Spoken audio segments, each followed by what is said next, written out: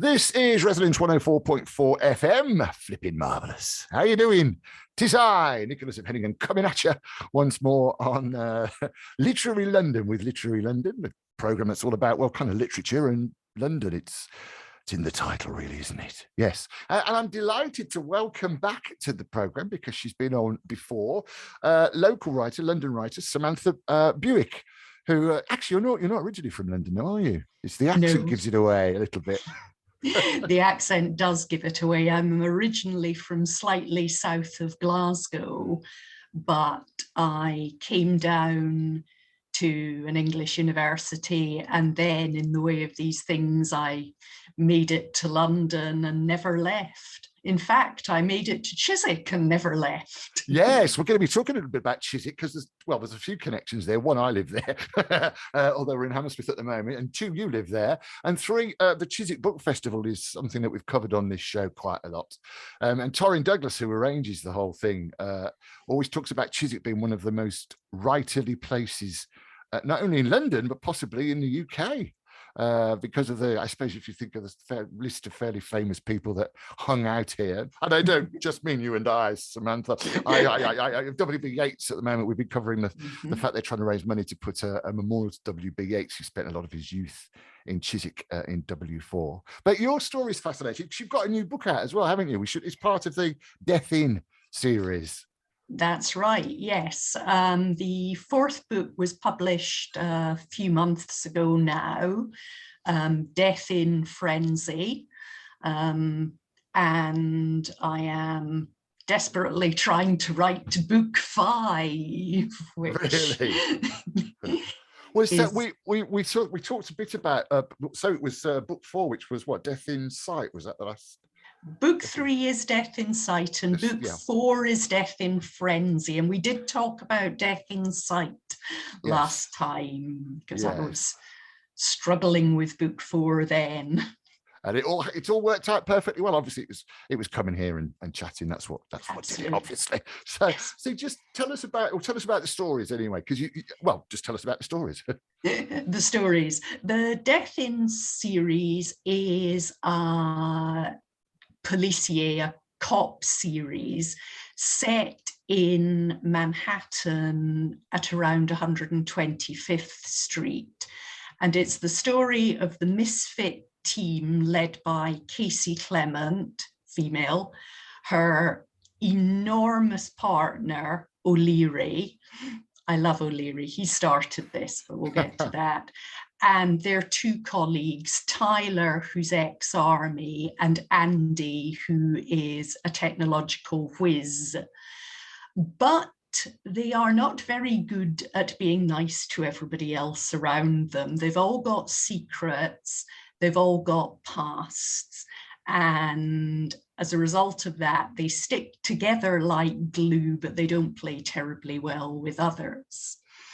And one morning in the first book, Death in Focus, they have been called to a crime scene in Manhattan, and they are spotted by well-known reality photographer Carvel, who is short of inspiration and desperately needs something new to follow up a brilliant photo exhibition of the street life of Manhattan.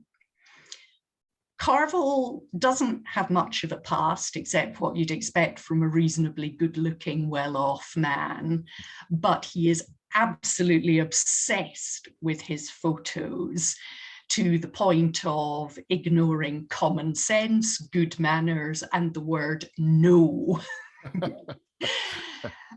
He decides that these 4 cops are his next exhibition, which does not go down tremendously well.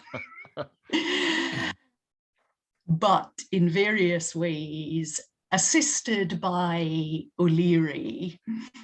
O'Leary is 6'10", muscles on his muscles, wasn't quite good enough to make it as an American footballer, and turned to being a cop. He has an accent that is found nowhere in America and probably nowhere in nature, which makes him sound like an ambulating haystack with no brain. But he's actually pretty bright under all of that. And he decides that what his friend and partner Casey needs is Carvel. Right.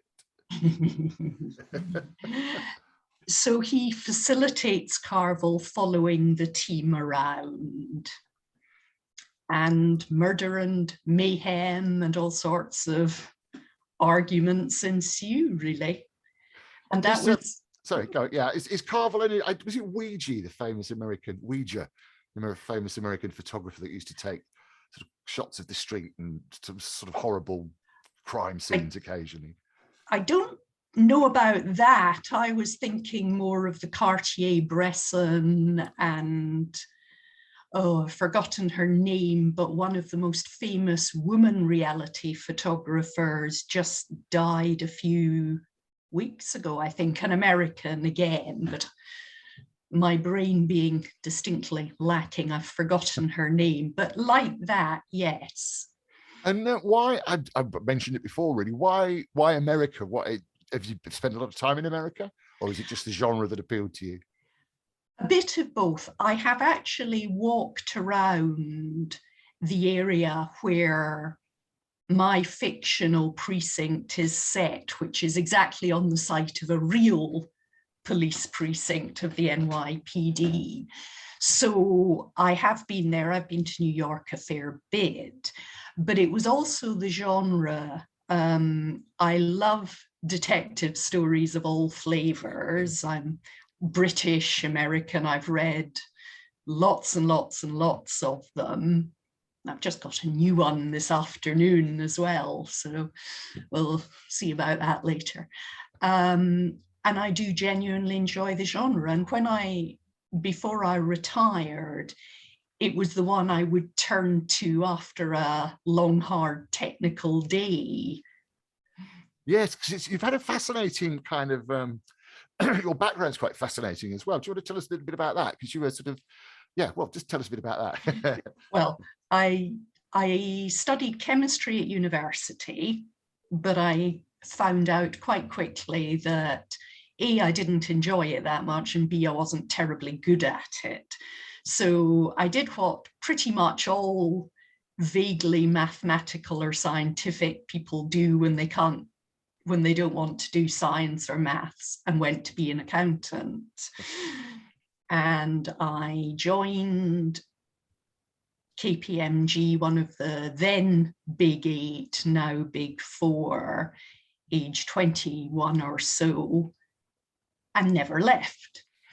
I moved from general accountancy into restructuring insolvency pretty quickly, found that it was a lot more interesting than auditing and tax, and stayed there for almost 30 years, always at KPMG. I spent a year on secondment in Moscow. I was lucky enough to be able to do a bit of traveling, and I really enjoyed my job.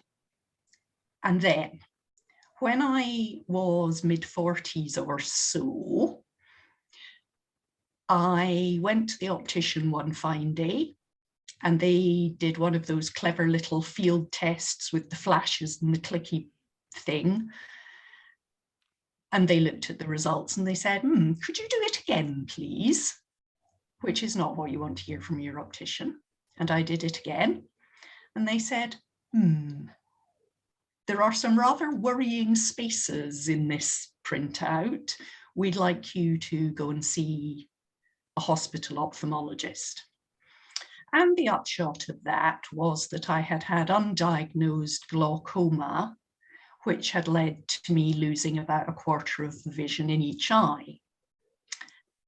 My job required me to read fat, technical, small print documents extensively. And when I was at home, like I said, I read for pleasure extensively. So to be told that you've got something that could result in you losing your sight completely is not really the best thing that can happen to you. And at the same time, I had to have a brain scan, which proved to be nothing, but it didn't exactly improve the couple of months either. And when something like this happened, you really start to reassess what you want to do with your life and where you are, and you know, all the things that you might want to do before you can't do them anymore. Now, to cut the suspense short, the wonderful ophthalmic doctors at Western Eye Hospital have completely stabilized my sight, and it is no worse now than it was then. All credit to West London Eye Hospital, sorry, Western Eye Hospital. But at that point, it was not great. And I went back, not back exactly, because I hadn't really done any writing except dreadful teen angst poems, which I profoundly hope I have burned or destroyed in some fashion. If I ever find them, I'll light them. I started writing what's known as fan fiction. And basically what this is you have somebody else's characters, whether it's movies or TV shows. I think the Marvel characters are astonishingly popular, or TV shows, even books. And you write your own stories about using those characters. And the trick is to stay in character in a totally different situation. Now, there are big sites on which you do this sort of thing, but the key thing is it's somebody else's copyright. So obviously it's all free. And I'd read a bit of it about things I liked. So I thought, well, might as well try it. And much to my amazement, people liked it. And you learn an awful lot in a hurry. Not least because if people don't like it, they are not shy about telling you so in fairly blunt terms. And you learn a great deal about pacing and characterization, especially because you've got to get that true to the characters that were already established. So it's a really good way of learning. I won't say in a safe environment, because some of the criticism is pretty brutal, but it does give you a good chance to learn. And then I wrote a film script for work, in fact. The Global Insolvency Association, INSOL International, was having its global quadrennial conference, and they put out a note to everyone who was likely to be going. Does anybody want to do a bit of writing? Can anybody write? We need a film to link all the sections of the conference together. We need a script. It will be professionally made with professional actors, and the film company would obviously help if the script was going to be appalling. And I put my hand up and said, okay, I'll give it a go. And the upshot of that was a 45-minute film, mostly written by me with some input from another insolvency person, and editing and general suggestions by Andrew Greener of Kennington Creative. It was SpectreCom then, but it's Kennington Creative now. And from that, Andrew gave me some incredibly good advice about mapping out your character. He obviously wanted it so he could tell the actors, but describe what they're wearing, where they went to school, what car do they drive, what's their favorite color. And he was also incredibly helpful about writing dialogue, because the temptation when you're writing dialogue is to use everybody's name. And actually, as we all know, at the end of a party where you've met lovely people and you've had wonderful discussions, and you haven't a clue what their name is because you got it once 3 hours ago and you don't use it in dialogue. And it was things like that. And people don't speak grammatically unless you're writing Jane Austen. And the film, thankfully, was successful in doing what it was supposed to do, and all the attendees, which was a good 1,000 people or so, really enjoyed it, and INSOL uses it for training. I mean, there were some bits that had to be slightly shoehorned in. There was some technical stuff that needed to go in and that you wouldn't find in a purely entertainment film. But again, it was great practice. And by this time, I'd worked out that I could actually retire. And the insolvency market was changing very, very rapidly away from what I did and enjoyed doing. And while I still loved my job and the firm, I could see that pretty shortly the market would change in a way which would mean that I wouldn't enjoy it anymore. And I was lucky enough to be able to say, okay, now's the time to make a change and stop doing insolvency and write. Quite a big call, though, isn't it? I mean, you must have, or was it a big call? Did you have to agonize for long, or was it just these series of events that sort of pushed you to the final conclusion? It was the series of events. As soon as I was diagnosed with glaucoma, I started thinking a lot more long-term about when I would want to retire. I was able to bring it forward because I was just lucky enough to be able to bring it forward, frankly. And that coincided with the big changes in the insolvency market. But where I was really coming from was that I didn't ever want to say, I wish I had taken the time to do something, travel, which I like doing, COVID notwithstanding, before something intervened to stop me. And, you know, problems with your eyes, you sort of think, oh God, what if something does go wrong and I can't? So it was very much a case of, you don't regret the things you've done half as much as the things you didn't do or didn't get a chance to do. Yeah, I mean, absolutely. That's certainly for writers anyway. I mean, there's a lot of problem around that. I mean, so what's the routine? And did you finish at work and then take a holiday, and then did you say, right now I'm gonna write a book, or were you tempted to do screenplays, or what was I started writing the first Death in Focus before I finished work, but probably almost coincident with the decision to retire, I gave management quite a lot of notice. I had a lot of bits and pieces that needed properly handed over, and it's not fair just to say 3 months from now I'm gone, pal. You know, that is not professional when you've been there a long time. So I had more or less finished the book about the point I retired. And then I messed with it a bit. And then I got impatient, and then I published it on Amazon. So you were writing sort of in the evenings and at weekends, yeah, in just spare time? On the tube. Yeah, I did most of my dissertation on the District line. Actually, it's a marvelous thing if you haven't got it. The District line is a wonderful thing. It is. I'm Nick Hennegan. We're talking to Samantha Buick about her series of books and her lifestyle, Death in Focus, or Death in Camera, Death in Sight Menu, and Death in Frenzy, which you're going to read from in a minute.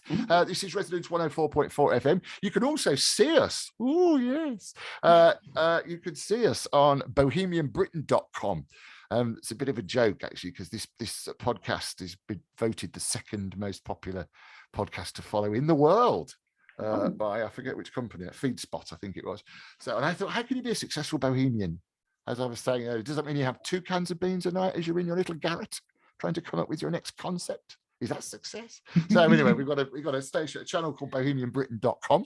So check that out. We'll also be on the londonliterary.pubcrawl.com. There's a poster behind me. If you're listening in stereo, you'll be able to see it here. Londonliterary.pubcrawl.com. YouTube page as well. So all over the place. As always, if you want to get in touch, it's probably easiest to email radio@mavericktheatre.co.uk. Oh, it's called Nick Hennegan, you see. Hennegan. It's a difficult one. Yeah, you're all right with your surname, Buick. That's fine. Hennegan's gets people spitting in the streets. So radio@mavericktheatre.co.uk. Have a look as well at Resonance FM, because we've got a fundraiser on. Excuse me. We're going to dedicate. We're going to donate some tickets for the London Literary Pub Crawl as well, raising funds for Resonance FM. But going back to what's your lifestyle like now, Samantha? So you did the big corporate stuff. Your scare really made you decide to call a day on the corporate. So how does it work now? What's your writing method, as it were? Right. Well, I wake up not as early as I used to. I have coffee and go through my emails, have a look at Twitter, retweet your tweets. Thank you very much. That's marvelous. Thank you. Yes. And then I go to the gym, because if I don't go to the gym, I will sit on the sofa like a potato all day, and that is probably not good for me.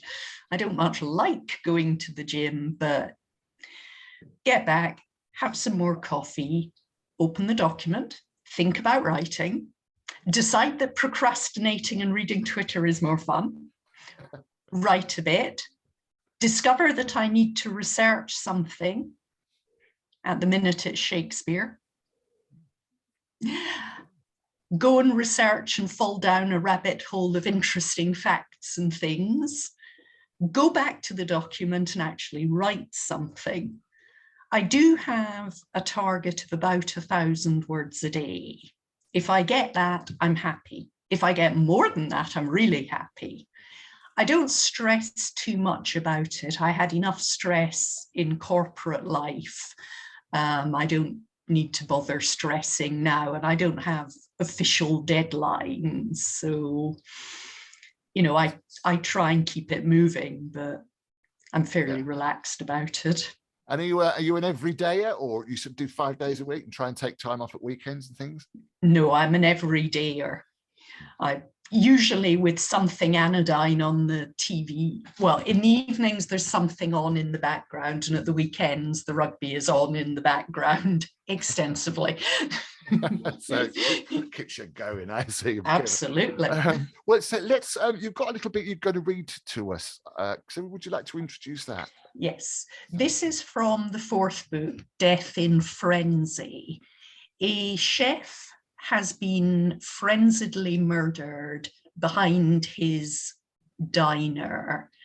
And in this bit, the team are still in that stage where there are lots of motives, plenty of suspects, and they have just had the autopsy report, the postmortem, from the rather chippy medical examiner, MacDonald.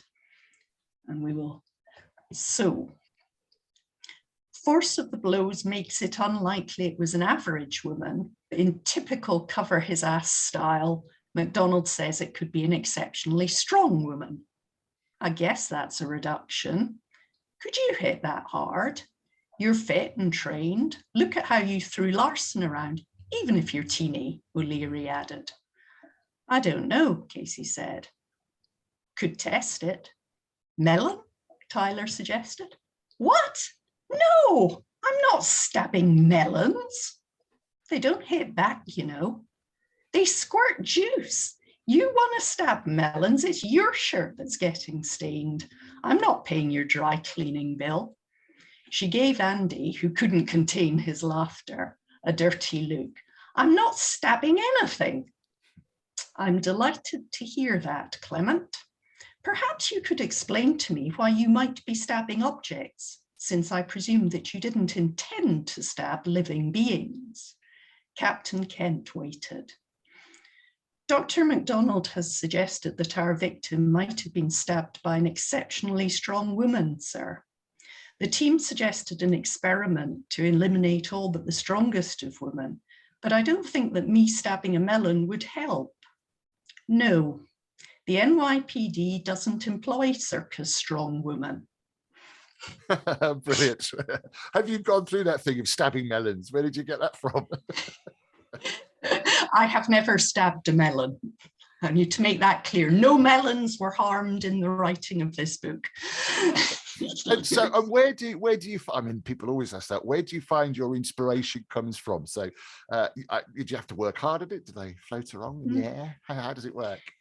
The first book very much fell out of both my chemistry degree, since the victim was an optical chemistry scientist, and my experience of financial fraud when I was doing insolvency. The second one was really just an inspiration around modeling and the dark side of modeling, internet sex cams, that sort of thing, and how easy it is for models to be dragged down into somewhere they really do not want to be. Death in Sight was different, and the timing was quite interesting because when I wrote it, there hadn't been the George Floyd case in the States. And by the time I published it, there was, but it opened with a young Black man having been shot in one of Manhattan's parks. And very early in the book, there is a short piece from Tyler, who is a Black cop, and Carville, who is white, male, well off, says, well, why did he need ID when he was running? Tyler just looks at him and gives a whole host of reasons, basically summing up to some people will challenge or shoot if you are running while Black. And Carville just stares because he's never ever thought of that being, white male privilege. Yeah. And by the time it came out, George Floyd had been unlawfully killed in the States, and the whole racial prejudice thing had blown up into Black Lives Matter and a really important social thing. But when I wrote it, I didn't know any of that. Yeah, so it's sort of timing, really, I suppose. Yeah. It's something that we're all fortunately being made more aware of now. And we've almost run out of time again. Crikey, I can't believe how quickly it goes. So what's next? Have you got book 5 on the boil? Book 5 is about 2/3 done, and book 5, the murder is set in an experimental theatre, which is doing a production of A Midsummer Night's Dream, where the entire cast is male except for Titania. Right, hence the Shakespeare research. Yeah, I like Shakespeare. Yeah, the boy's done good, isn't he? I mean, I've played around with it a little bit. I've got, in fact, if you're watching on the telly, there's a picture behind me. But someone pointed out it's 30 years since I wrote that, which is really frightening. Henry V, Lion of England's a version. It's a one-person version of Shakespeare's arguably biggest play.